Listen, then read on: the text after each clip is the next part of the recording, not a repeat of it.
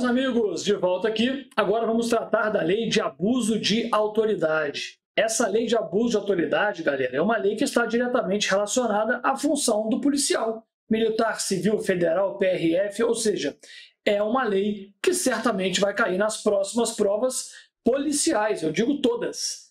Qualquer carreira de polícia militar, civil, federal, PRF, Polícia Penal, é uma lei que está diretamente relacionada à nossa função. Então, é imprescindível que você estude bem essa lei. Para começar, você tem que ler do primeiro ao último artigo.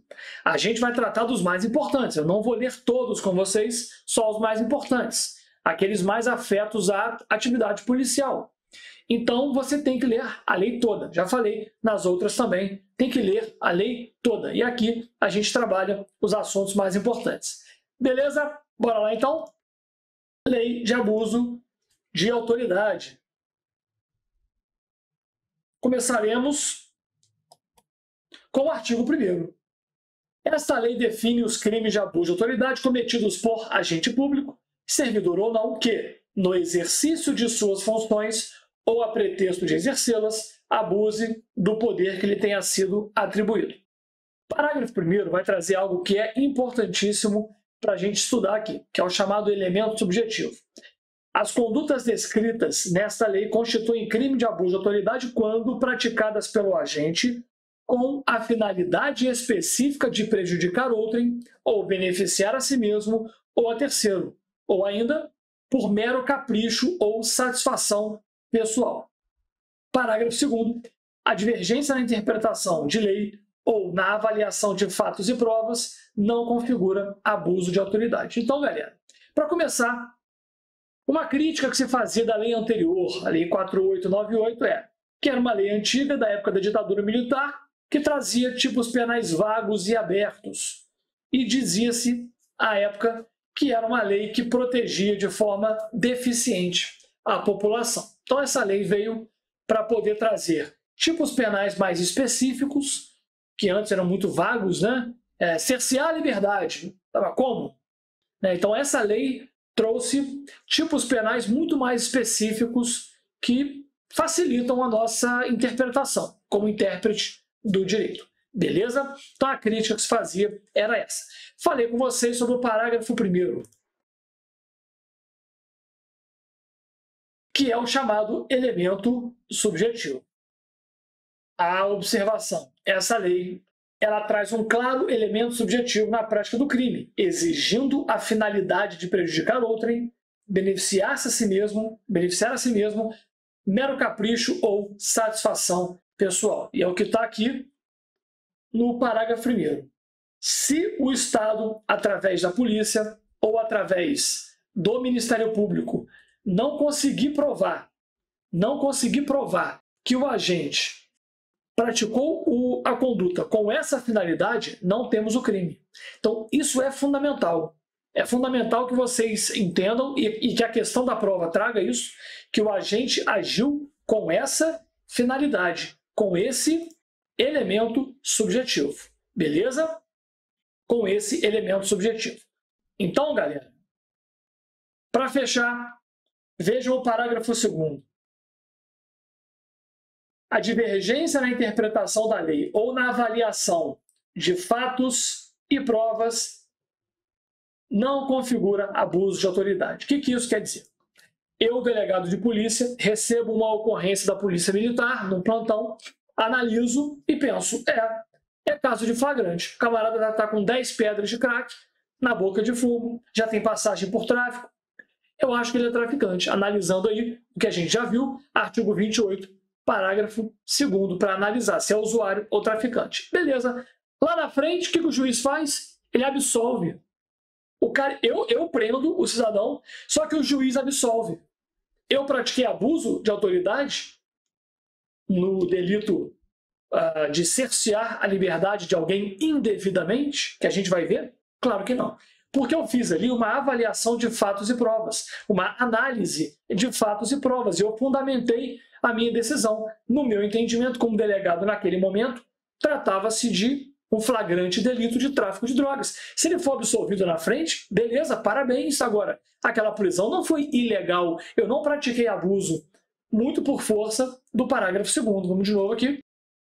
A divergência na interpretação da lei ou na avaliação de fatos e provas não configura abuso de autoridade. Beleza? Então você, futuro policial militar, vai prender um cidadão na rua, leva para a delegacia, o delegado olha e fala: ó, isso não é crime não, pode soltar. A você, tudo bem, e você solta. Acabou. Você, militar, entendeu que era crime, o delegado entendeu que não. Mesma coisa, o delegado entende que é crime, prende. O juiz entende que não, absolve. Paciência, a vida é assim, né? Tem toda uma ordem ali de análise jurídica em cima de um fato. Se você analisou o fato e a prova que estava à sua disposição e entendeu que era crime, beleza, não pode ser punido por isso. Show? Muito importante isso. Então, tá aqui as observações. Agora, galera, sujeito ativo. Veja o que a lei traz no artigo 2º quanto ao sujeito ativo. É sujeito ativo do crime de abuso qualquer agente público, servidor ou não, da administração direta, indireta, fundacional, qualquer dos poderes da União, estados, DF, municípios, territórios que não existem, compreendendo, mas não se limitando a servidor público militar ou pessoas a eles equiparadas, membros do Legislativo, Executivo, Judiciário, Ministério Público, Tribunal de Contas. E, parágrafo único, reputa-se agente público para os efeitos dessa lei todo aquele que exerce, ainda que transitoriamente, ou sem remuneração por eleição, nomeação, designação, contratação ou qualquer outra forma de investidor ou vínculo, mandato, cargo, emprego ou função em órgão ou entidade abrangidos pelo caput deste artigo. Tem que memorizar esse artigo. Beleza? Algumas observações. Trata-se de crime próprio. O que é o crime próprio, galera? Já falei. É aquele crime em que o tipo penal traz uma qualidade especial de sujeito ativo ou passivo. A lei fala. Quem pode ser o sujeito ativo? A lei fala. Então, para ser sujeito ativo do crime de abuso de autoridade, você precisa ter uma característica especial, uma qualidade especial. Portanto, é um crime próprio. Todos eles, né? E o artigo 2º traz um rol exemplificativo. Ele pode ser ampliado. Por quê? Veja essa frase aqui, ó. Mas não se limitando a. Então, são sujeitos ativos, esses servidores, mas não se limitando a esses, podendo ser ampliado esse rol. Se pode ser ampliado, é um rol exemplificativo. Pratica abuso o agente que, mesmo não estando no exercício da função, age invocando a autoridade do seu cargo ou função. Quem está de férias ou licença e usa o cargo para praticar o crime, temos abuso de autoridade. Estou de férias, vejo um cidadão na rua que eu não gosto, efetuo uma prisão totalmente ilegal. Eu pratico abuso? Sim, porque ali eu agi invocando o poder do meu cargo, delegado de polícia. Beleza? Agora, se o autor age, volta aqui, se ele age, se o ato praticado não tiver ligação com o cargo, não há abuso. Imagina só, eu compro um produto, vem estragado, eu chego na loja e falo, não quero meu dinheiro de volta. A pessoa fala, não vou te dar. Eu vou, invado o estabelecimento, a pessoa me bota para fora, eu invado de novo, ou então na casa de alguém, eu vendo um produto para alguém, a pessoa não me paga, eu invado a casa da pessoa, temos o crime de invasão de domicílio, só que eu invadi como um cidadão comum. Eu não cheguei lá e falei, parado polícia, sou delegado e entrei. Não, eu entrei como um cidadão comum. Eu não agi, o meu ato não tem qualquer ligação com o cargo. Então não tem abuso. É um crime comum de abuso de autoridade, de lesão corporal, furto, exercício arbitrário das próprias razões, o que for. Mas não será abuso, porque eu não agi invocando o cargo.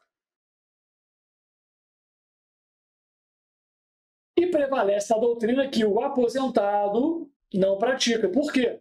que o aposentado não pratica? Porque ele está desvinculado. Ele não tem mais o poder. O poder, galera, quando você se tornar policial militar, o poder não é seu, é do Estado. O Estado te empresta. Quando você aposenta, você devolve. Você não é mais policial da ativa. Então, o aposentado não tem mais o poder que o cargo lhe dava. Então, não pratica abuso. Isso aqui é fundamental para vocês que vão prestar concurso para a Polícia Militar, claro. Olha o CPM. Consideram-se crimes militares em tempo de paz os previstos nesse código e previsto na legislação penal. Foi modificado pela Lei 13.491. Quando praticado por militar contra civil. Então, o militar praticando abuso de autoridade contra um civil. Quem vai julgar?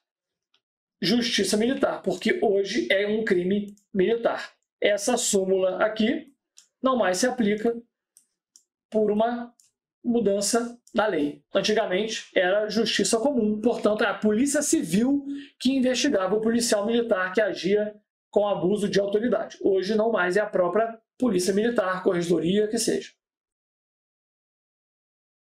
E temos esse julgado aqui de 2019, que vai falar o quê? É uma norma híbrida. Então, é possível a sua aplicação imediata. Imagina, temos um processo, durante o processo veio essa lei. Mudou? É da Justiça Militar? O juiz comum envia para a Justiça Militar durante o processo. Se aplica no momento, mesmo que durante já a ação penal. Denúncia oferecida pelo promotor, não importa, é encaminhado para a Justiça Militar. Artigo 3º. Os crimes previstos nessa lei são de ação penal pública incondicionada. Será admitida ação privada nos mesmos moldes aqui, ó, do artigo 100, parágrafo 3º do Código Penal, que ocorre quando o Ministério Público deixar de agir. Beleza? Será admitida ação privada se a ação penal pública não for intentada no prazo legal. O promotor não vai agir no tempo correto e o particular pode ajuizar a ação penal privada, beleza? Isso aqui é muito tranquilo. E a ação penal subsidiária será exercida no prazo de 6 meses. Cuidado com isso, beleza? Uma pessoa sofre abuso de um PM, a justiça não faz nada, o MP não oferece denúncia, o próprio particular contrata um advogado e poderá oferecer a queixa-crime substitutiva da denúncia, beleza? Então, cuidado com isso. São efeitos da condenação. O que nos importa aqui, ó? Perda do cargo. A perda do cargo, para começar, exige reincidência em crime de abuso e não é automático. O inciso 2º e 3º. Só que a perda do cargo costuma cair mais. É um tópico que costuma cair mais.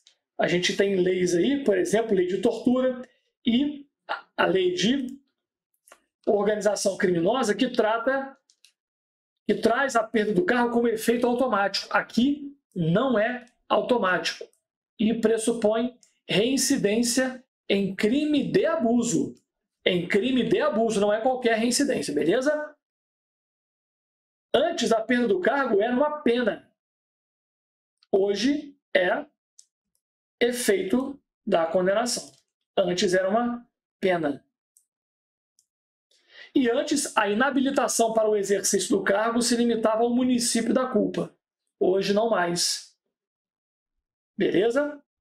Inabilitação, inciso 2º, para o exercício do cargo, período de 1 a 5 anos. Não fala mais em município da culpa. O artigo 7º, uma decorebinha que a gente tem que saber, as responsabilidades civil e administrativa são independentes da criminal, não se podendo mais questionar sobre a existência ou autoria do fato quando essas questões tenham sido decididas no juízo criminal. Então, veja, o juízo criminal disse que o fato não ocorreu. O juízo criminal disse que o fato não ocorreu. Olha, não ocorreu o fato. Transitou em julgado, o juízo civil e administrativo não pode mudar isso. Se o juiz criminal falar o fato não ocorreu ou não foi a pessoa que praticou o fato, o juízo civil e criminal não podem modificar essa decisão. Cuidado.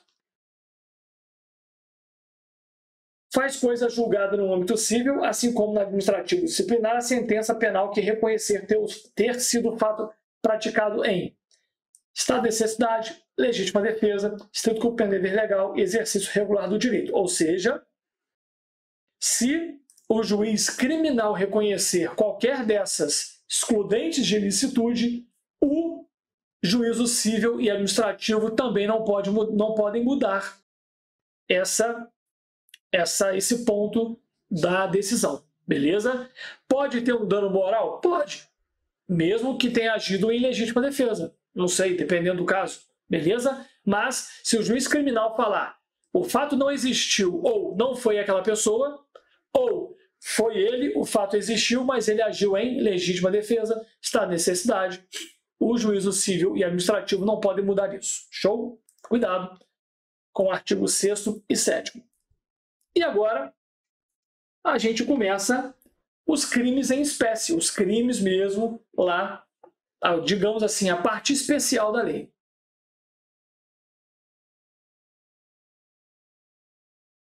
A gente estava comparando aí, né? Comparando com o Código Penal, que tem a parte geral e parte especial, aqui a lei geralmente tem isso, né? Uma parte geral, uma parte especial, são os crimes em espécie, até o artigo 8º, parte geral. Várias questões importantes que a gente tem que saber. A partir de agora, vamos ver alguns crimes em espécie. Bora! Decretar medida de privação de liberdade, bem genérico, ó. Qualquer tipo de privação de liberdade. Em manifesta, cuidado com essa palavra, porque ela aparece várias vezes, vou botar de vermelho aqui. Manifesta desconformidade com as hipóteses legais. Ou seja, você vai prender alguém de forma manifestamente ilegal. Pena de 1 a 4. Incorre na mesma pena a autoridade judiciária. Para começar, quem pode praticar esse crime do artigo 9º? Decretar medida de privação de liberdade. Qualquer um. Um delegado que ratifica um flagrante totalmente ilegal. Um militar também que ratifica uma prisão de um crime militar sendo manifestamente ilegal. Só que o parágrafo único ele fala de autoridade judiciária. Estamos apenas falando do juiz. Cuidado, vamos lá.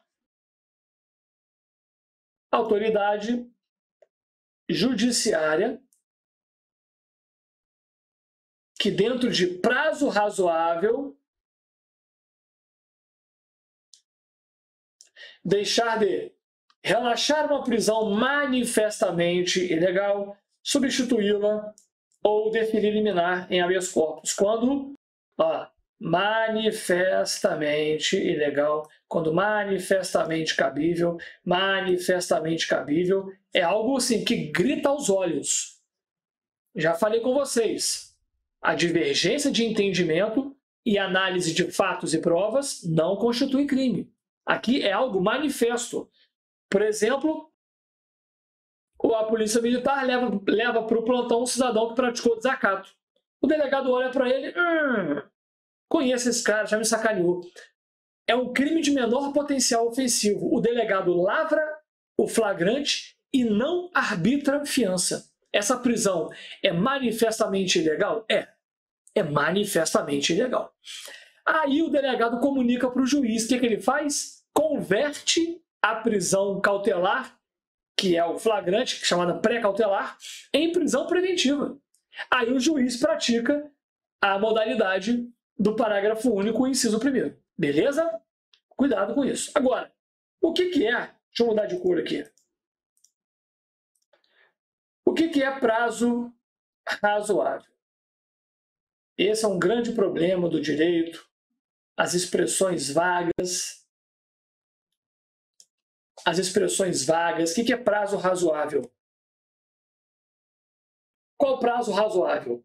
Se não for na audiência de custódia, temos 3 correntes. Primeira corrente, 24 horas. Segunda corrente, 5 dias. Qual que prevalece?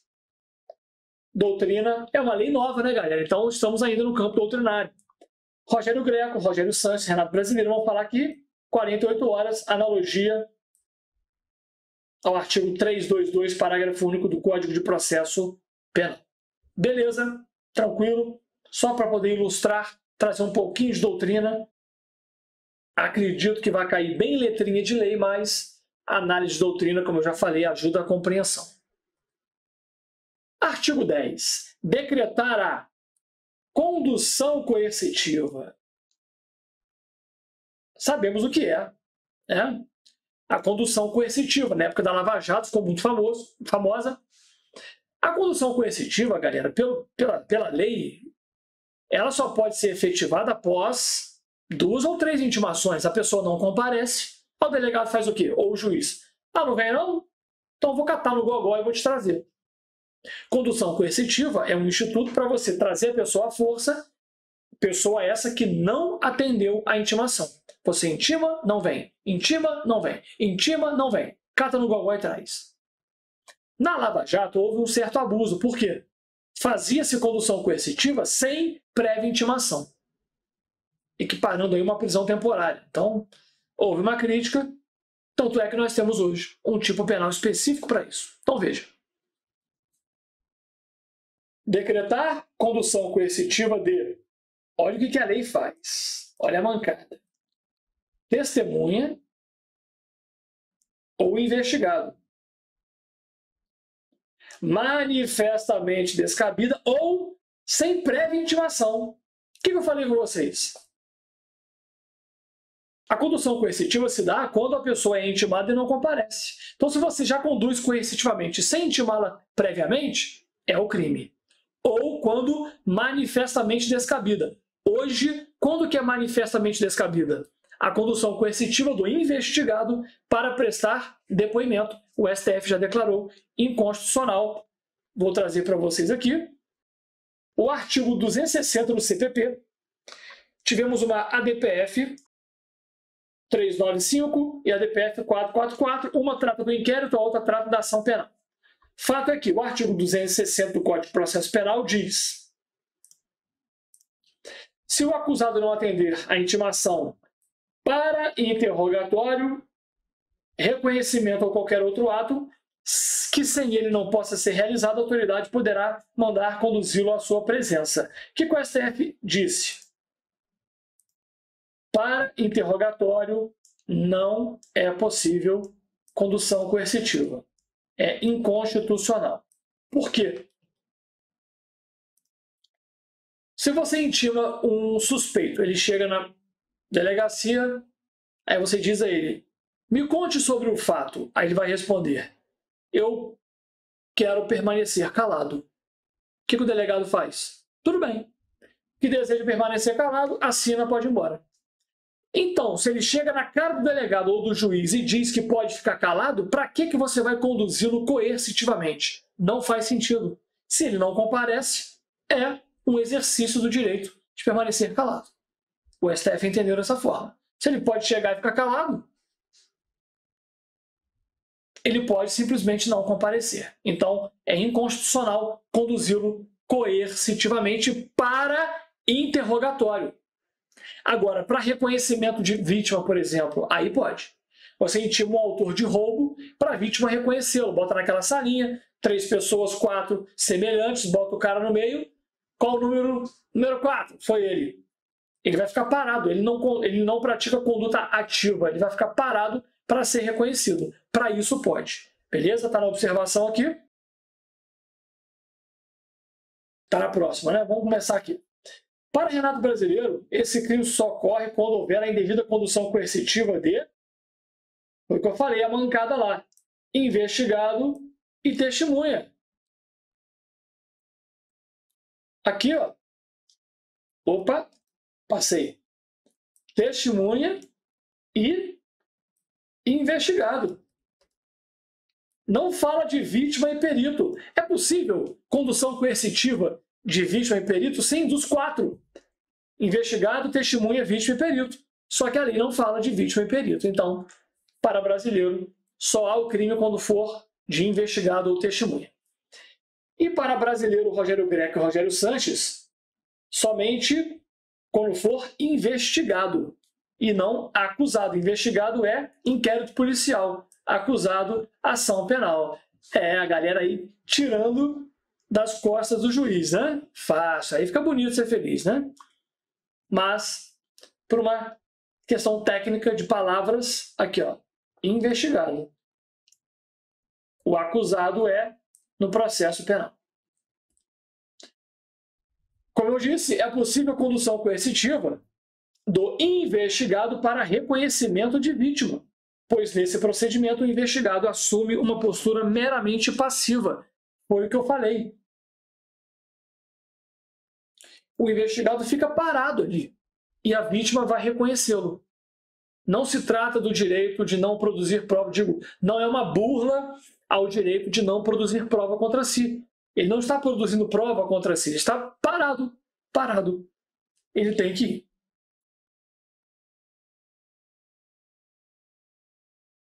Artigo 12. Deixar injustificadamente de comunicar prisão em flagrante à autoridade judiciária no prazo legal. Mais uma vez, uma expressão vaga, no prazo legal. Galera, deixar de comunicar a prisão em flagrante à autoridade judiciária. Quem ratifica prisão em flagrante de crime comum? O delegado. De crime militar, o oficial que estiver lá responsável pelo APFD militar. Ratificou, não comunicou o juiz no prazo legal, está praticado o crime do artigo 12. Beleza? Aí, outras condutas também. Incorre na mesma pena quem deixar de comunicar imediatamente a execução de prisão temporária ou preventiva ao juiz que a decretou. É o juiz que a decretou. Qualquer juiz? Não. Juiz que a decretou.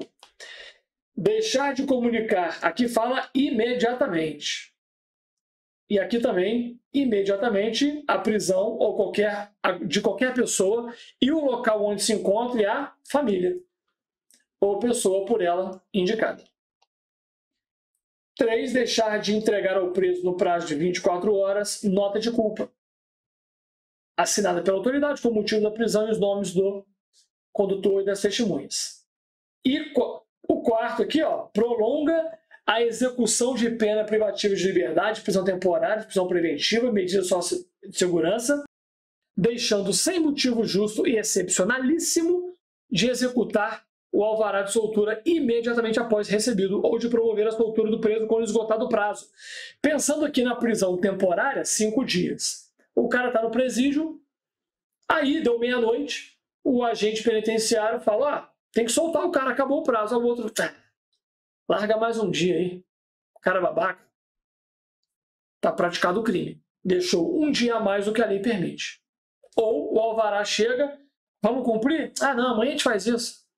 Larga para lá. Deixou o cara mais um dia preso indevidamente. Não pode. Abuso do artigo 12, parágrafo único, inciso 4º. Vamos ver agora, galera, a questão envolvendo aqui, ó, prazo legal. O prazo do caput, conforme defende Guilherme Nucci, Renato Brasileiro. Guilherme Nucci, galera, também tem um livro. Só voltando aqui. Guilherme Nucci tem um livro, são 2 volumes, é bem caro. É bem caro. De legislação penal extravagante. Tá? Já falei. Quer comprar um? Renato Brasileiro. Ou, cadê aqui? Ó, Cláudia Barros e Wilson Palermo.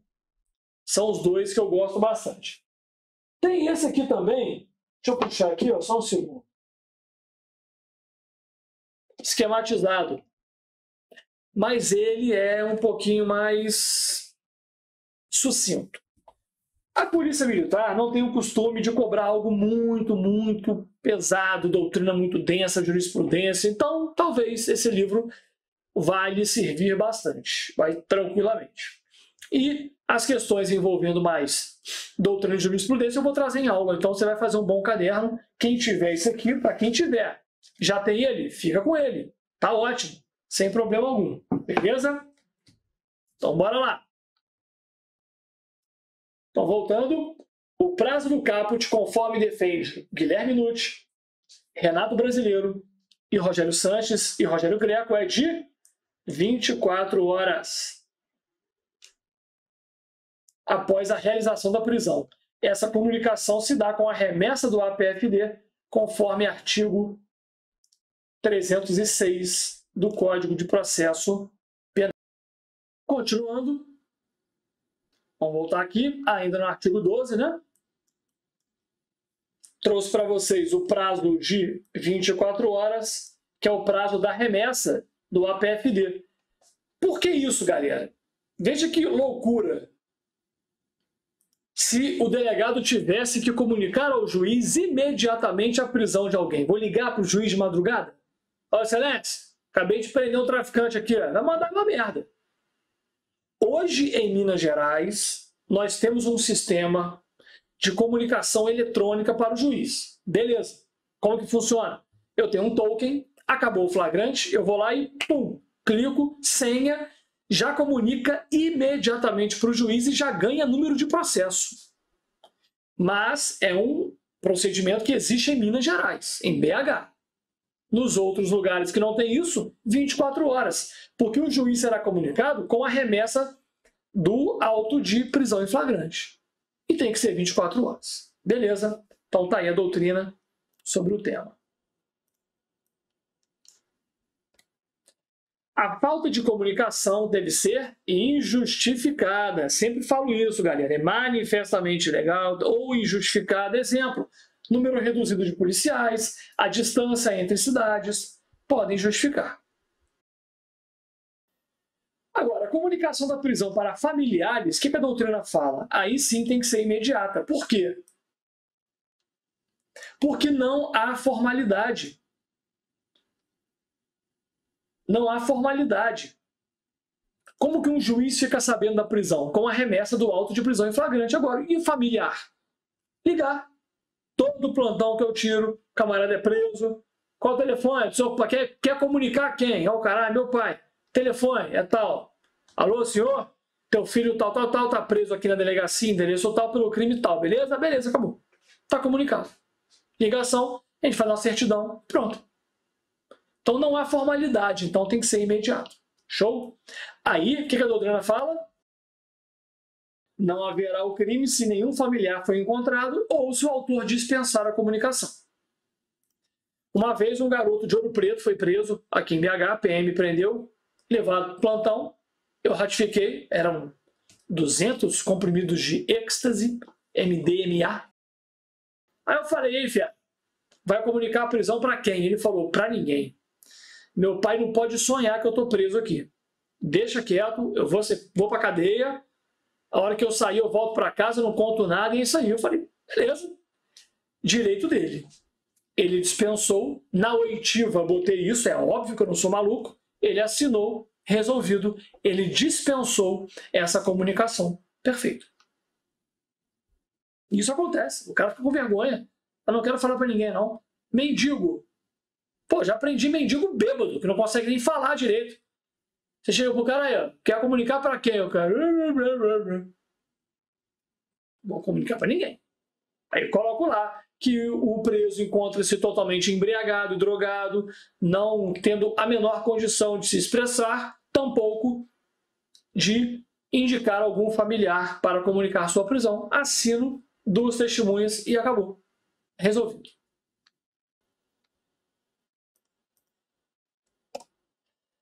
O sujeito ativo desse crime é quem? É a autoridade com atribuição de comunicar a prisão.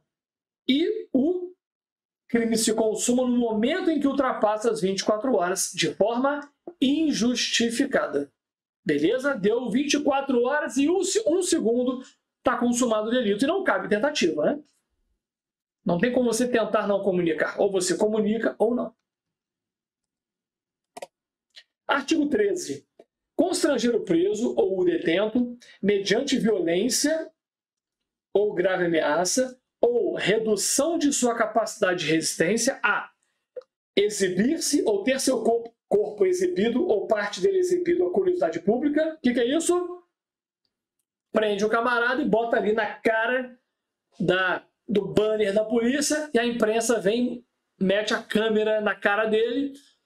E aí, fulano, praticou o crime? Ele vai... Não, seu senhor. Não, seu senhor. Não pode fazer isso. Você não pode expor aquele cidadão de pouca luz, não importa o que ele fez. A gente fica com raiva, vai para casa, toma uma cerveja e dorme, mas não pode violar seus direitos básicos. E a lei pune o policial que fizer isso. Não pode. Show? Aqui é para qualquer um, né? Militar também. Não é só o delegado que vai ratificar a prisão. E geralmente, quando há uma investigação, a Polícia Civil ou Federal prende, bota o cara lá e a imprensa aparece para filmá-lo. Não pode mais. Na verdade, nunca pôde, né? Mas não havia uma norma expressa para isso. Hoje tem. Esse é o inciso primeiro. 2. Submeter-se à situação vexatória ou a constrangimento não autorizado em lei. Teve uma vez, me contaram, que os PMs prenderam um cara, ladrão de galinha, e mandou andar pela rua imitando galinha. Todo mundo rindo na cara dele, ele andando na rua imitando galinha. Não pode. É engraçado, mas não pode. Né? Submeteu aquela pessoa, mediante ameaça, a uma situação vexatória não autorizada em lei. Não tem pena de imitar galinha na rua para os outros rirem. E 3, aqui em negrito, produzir prova contra si mesmo ou contra terceiro. Esse inciso, salvo engano, foi vetado, mas derrubaram o veto. Muito pela questão da identificação criminal. A coleta de DNA. Então, para evitar problema, foi vetado, mas o Congresso derrubou o veto. Fazer o quê? Beleza, show, fácil, tranquilo. Artigo 15. Constranger a depor, sob ameaça de prisão, pessoa que, em razão de função, ministério, ofício ou profissão, deva guardar segredo ou resguardar sigilo.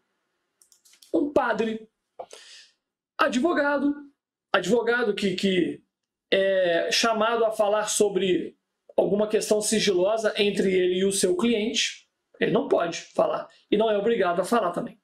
Beleza? Se obrigá-lo, se constrangê-lo, pratica o crime. E agora, o que é interessante aqui? Ó? Incorre na mesma pena a pessoa que... incorre na mesma pena quem prossegue com o interrogatório de pessoa que tenha decidido exercer o direito ao silêncio. Então, você está lá, o camarada fala, quero ficar em silêncio. Você diz, beleza, que deseja permanecer em silêncio, imprime, assina, volta para a cela, sem problema. O que não pode é você prosseguir. Antigamente, o que se fazia? Perguntas. Vai ficar em silêncio? Beleza. Então, ó, foi você que praticou o homicídio contra fulano? Que deseja ficar em silêncio. Foi você que enterrou o corpo no lugar tal? Que deseja ficar em silêncio. Foi você que comprou a arma do fulano para poder praticar? Que deseja ficar em silêncio. Ou seja, a autoridade policial formalizava as perguntas, mas para cada resposta copiava. Deseja ficar em silêncio. Doutrina atual vai falar que isso não pode mais. Eu vou trazer a observação. Vamos ver o inciso 2º. Prosseguir o interrogatório de pessoa que tenha optado por ser assistido por advogado, sem a presença do patrono. Então, o que ocorre? Eu estou no plantão, o camarada chega e fala, eu quero um advogado. Eu falo, pode ligar. Ele liga, o advogado não chega. Ele fala, eu quero um defensor público. Eu falo, de madrugada a gente não vai achar defensor nenhum. Ah, então eu não quero prestar depoimento sem ele. E aí? Beleza. Eu vou botar lá no depoimento que o conduzido não prestou depoimento porque estava sem a presença de seu advogado. Se eu, mesmo sem esse depoimento, eu já tenho um lastro probatório mínimo para ratificar a prisão em flagrante, beleza, vai para a tranca e depois você intima o cidadão, na verdade você requisita do presídio, com o advogado. Quem é teu advogado? Então você vai chamar o teu advogado que a sua oitiva vai ser tal dia na delegacia. Se não for, aí você tenta e tenta. Se expirar o prazo, manda para a justiça e o problema é todo dele. Beleza? Tudo isso que eu falo, galera, se aplica ao processo militar também. No flagrante, o APFD militar. Né? Um militar é preso em flagrante por crime militar, o oficial que vai colher seu depoimento, ele fala, não, quero um advogado aqui. Ah, não tem advogado. Mesma regra. Mesma regra. Eu falo isso porque é a experiência que eu tenho como delegado de polícia. Mas, levando para a prática militar, eu não vou falar de crime, não vou falar de penal militar, nem processo penal militar, porque eu não sei. Então, tudo isso, mas essa lei se aplica ao militar. Então, essa lei se aplica para o policial militar. Cuidado.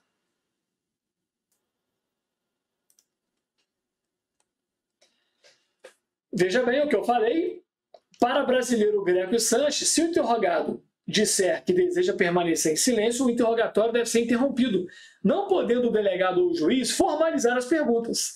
O antigo artigo 191 do CPP permitia que as perguntas fossem formalizadas, mas este foi revogado. Deixa eu ver aqui se eu acho CPP. Não é um. Não tem aqui. É 191. O 191 antigo não está aqui, então eu não consigo ver. Mudou há muito tempo atrás. Mas tá bom, não tem problema não. Bora lá. Para brasileiro, esse direito só se aplica ao mérito. Ou seja, ele pode ficar em silêncio com relação aos fatos e não qualificação. Eu chego para o cara e falo, qual é o teu nome? Ele fala, quero ficar em silêncio. Eu falei, beleza, mas teu nome tem que falar. Qual é o teu nome? Ah, não vou falar. Tem que falar.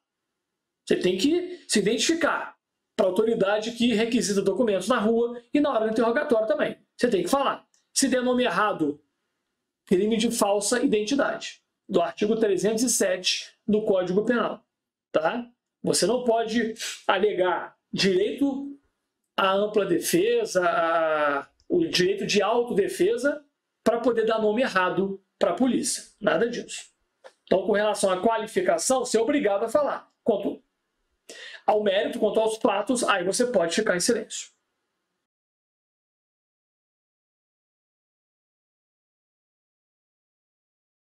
Artigo 16. Deixar de identificar-se ou identificar-se falsamente ao preso por ocasião de sua captura ou quando deva fazê-lo durante sua detenção ou prisão. Então, quando você prende alguém, você tem que se identificar. Beleza? Incorre na mesma pena quem, como responsável do interrogatório, em sede de procedimento investigatório, deixa de identificar-se ao preso ou atribui-se a si falsa identidade, cargo ou função. Agora, se tiver documento falso, o policial apresenta documento falso, temos o crime de uso de documento falso, e não o do 16.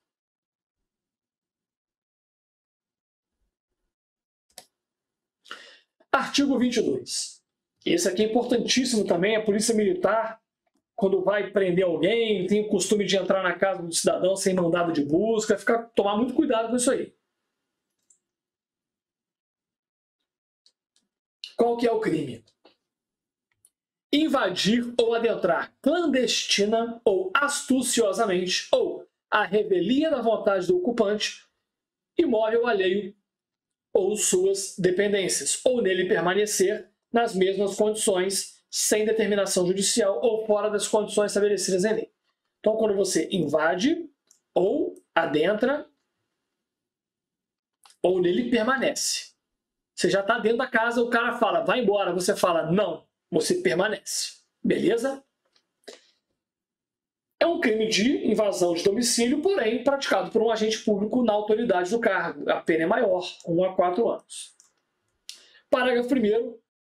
Incorre na mesma pena, na forma prevista no caput desse artigo, quem coage alguém mediante violência ou grave ameaça a franquear-lhe o acesso a imóvel ou suas dependências. Então, você vai coagir a pessoa a permitir. O segundo foi vetado e aqui esse gera polêmica. Cumpre mandado de busca e apreensão domiciliar após as 21 ou antes das 5. Após as 21 ou antes das 5. Agora, se for para prestar socorro, ou a pessoa está em flagrante delito, ou houver desastre, não tem problema. Vamos nos atentar ao inciso 3º. Por quê?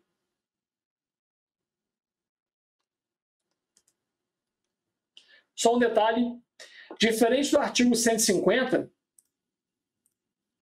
a lei trouxe a palavra imóvel ao invés de casa. Imóvel, para o 79 do Código Civil, é mais amplo, beleza? E deve haver uma restrição ao público em geral, o que não ocorre, por exemplo, em restaurante, bares, hotel. E quando for habitação coletiva, né? Uma casa que moram 10 pessoas, aplica-se o princípio melior est conditio prohibentes. Prevalece a decisão daquele que proibiu o ingresso. Se 9 pessoas permitem o ingresso da polícia militar e um fala, não, não vai entrar não. É a decisão dele que prevalece. Beleza?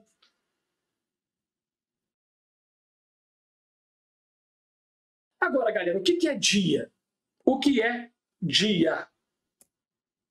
Temos o critério cronológico, que a Constituição fala, né, no artigo 5º, inciso 11, que pode entrar durante o dia para cumprir mandado de busca. Dia para o critério cronológico é das 6 às 18. Critério astrofísico ou físico-astronômico entre aurora e crepúsculo. Muito bonito, mas não há qualquer segurança jurídica. Então, dia é o quê?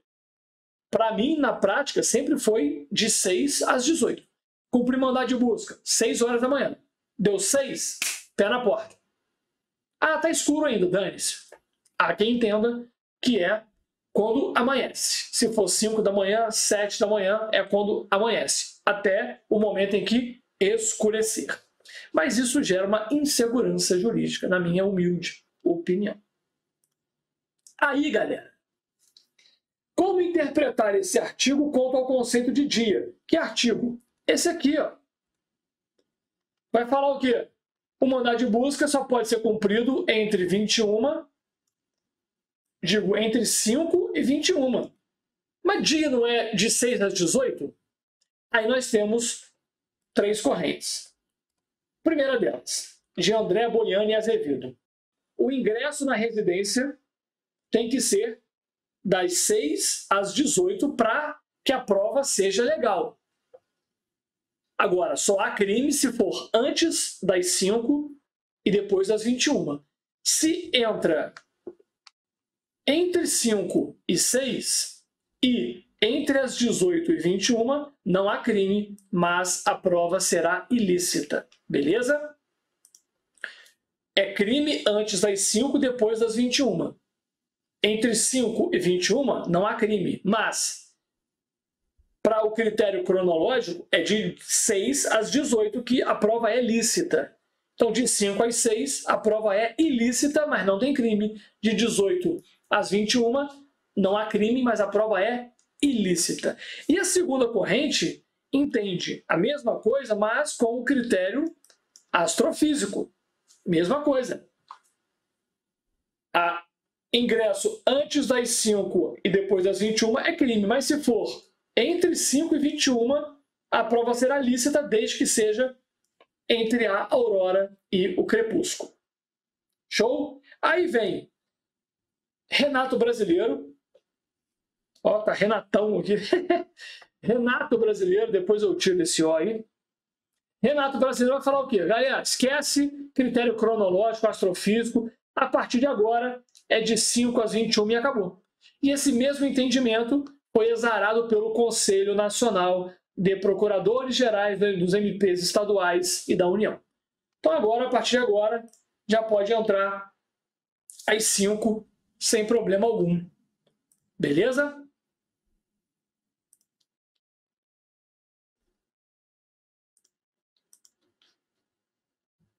Show. Só voltar. Beleza.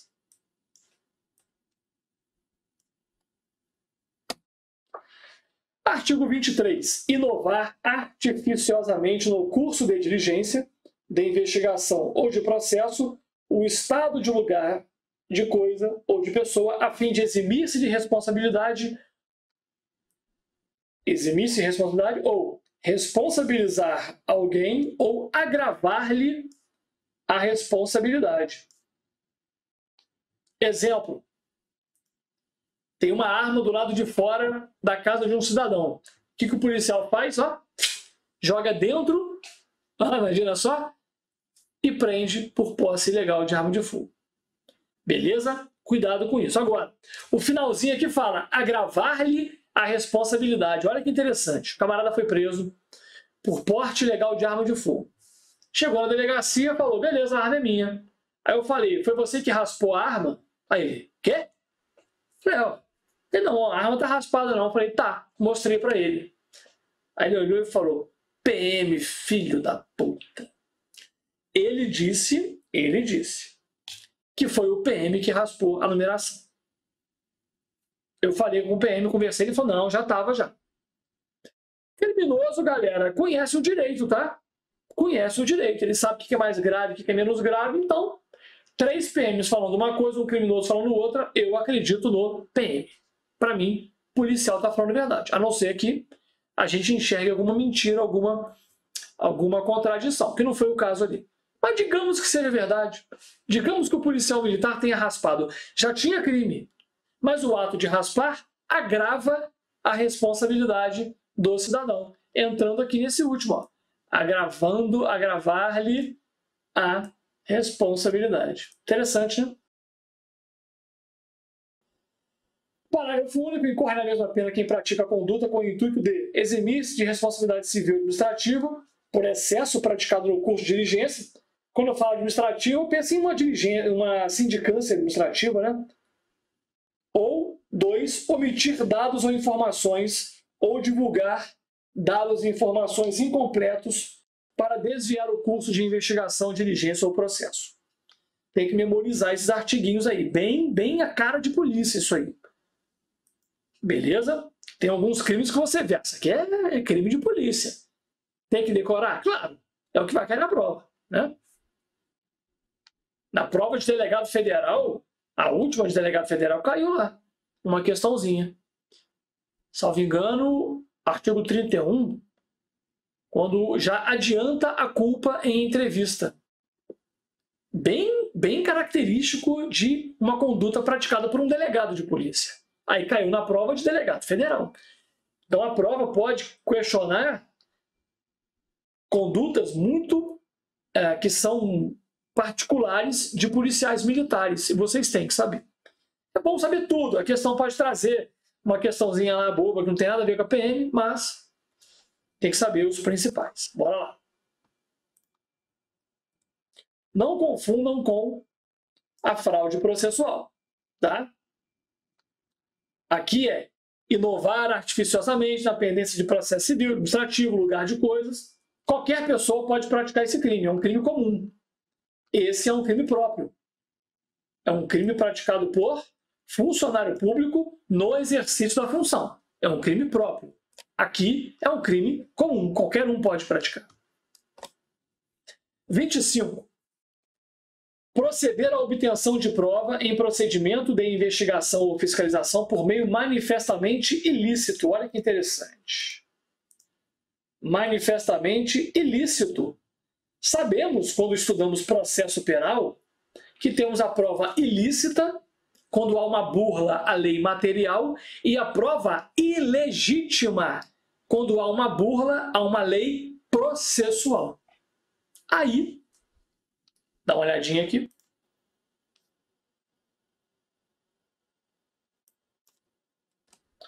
Brasileiro, Greco e Sanches vão falar o quê? Só se aplica a prova ilícita, não se aplicando a prova ilegítima, porque a lei não fala. Se quisesse aplicar as duas, falaria em prova ilegal, o que não foi feito. Beleza? O que não foi feito. O acesso não autorizado do WhatsApp se enquadra nesse crime, sim ou não? O STJ não já disse que é prova ilícita você abrir o WhatsApp do cara sem o seu consentimento, sem prova, sem ordem judicial prévia? Policiais militares costumam fazer isso. Já avisei a galera. Quem eu sou mais chegado, tá? Não ficar fazendo, né? Os policiais que eu sou amigo, eu falo, galera, não faz isso. O camarada chega lá no Ministério Público e fala, ó, ele olhou meu WhatsApp, ele me obrigou a dar a senha. Tá entendendo? Aí tem uma câmera lá longe que pega lá o militar fuçando o celular do cara. Não vale a pena. Não vale a pena. Tá arriscando o cargo por conta disso. Então, se o STJ já falou que a prova é ilícita, se enquadra, né? A prova ilícita pode ser usada em favor do investigado. Essa é uma regra processual que já sabemos. Beleza? E as provas ilícitas por derivação também se enquadram nesse tipo, chamado frutos da árvore envenenada, ou a expressão em inglês, fruits of the poison tree. Pega em inglês. É uma doutrina norte-americana que a gente encampou aqui no direito processual penal brasileiro. §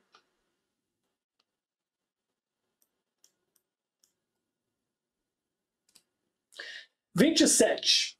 Requisitar a instauração ou instaurar procedimento investigatório de infração penal administrativa em desfavor de alguém, veja, tem que ter alguém, à falta de qualquer indício da prática de crime, ilícito funcional ou infração administrativa. O que é isso? Eu chego e imagino assim, rapaz, aquele camarada ali, eu acho que ele está lavando dinheiro. Eu não tenho prova de nada. Eu vou lá e instauro um inquérito contra ele, sem qualquer indício. Eu instauro contra ele. Tem que ter uma pessoa contra quem você instaura. Porque senão, galera, aconteceu um roubo no centro de BH. E aí? BH, cidade movimentada, centrão cheio de roubo, mendigo pra caceta, houve um roubo lá. Não sei quem é. Não vou instaurar inquérito? Claro que eu vou instaurar inquérito. Eu tenho que instaurar inquérito. Princípio da obrigatoriedade. Mas eu não sei quem praticou o crime. Não importa. Eu vou instaurar. O que eu não posso é instaurar contra alguém, volta aqui, a falta de qualquer indício da prática do crime. Beleza? Não há crime quando se trata de sindicância, né, administrativa, ou, veja bem esse termo, investigação preliminar sumária. O que é isso? É a chamada VPI. Deixa eu já pular para a segunda observação. Errei na ordem aqui. Verificação de procedência de informações. Está no artigo 5º, parágrafo 3º do Código de Processo Penal. Quando você recebe uma informação que você não tem certeza, você não vai instaurar um inquérito. Você instaura VPI. Beleza? Voltando para a primeira observação aqui, este crime ocorre quando há a absoluta falta de indícios, pois, diante de um mínimo de indícios e materialidade, a autoridade deve agir. Tá? Então, aqui eu tenho a VPI. É possível instaurar a VPI, sem problema. Show de bola? Maravilha. 28. Divulgar gravação ou trecho de gravação sem relação com a prova que se pretenda produzir, expondo a intimidade ou a vida privada ou ferindo a honra, a imagem do investigado. O que é isso? Você está fazendo uma interceptação telefônica de corrupção. Um prefeito está praticando corrupção.